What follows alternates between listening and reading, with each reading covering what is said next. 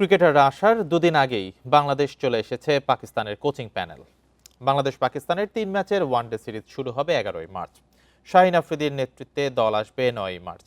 এখন নিজ দেশে পিসিবির অন্য কোচদের অধীনে অনুশীলন ক্যাম্প করছে পাকিস্তান। দলটির কোচিং স্টাফের সদস্যরা একটু আগেভাগেই বাংলাদেশে পা রাখল। দুপুরে ৫ সদস্যের কোচিং স্টাফের দল ঢাকায় এসে পৌঁছায়। বিকাশ পেমেন্টে ১০,০০০ টাকার বেশি অফার। শপিং চলছে তো। এ দলে আছেন প্রধান coach mic Hesson, coach Shane McDermott সহ অন্যরা। পরে বিমানবন্দর থেকে তারা টিম হোটেলে চলে যান।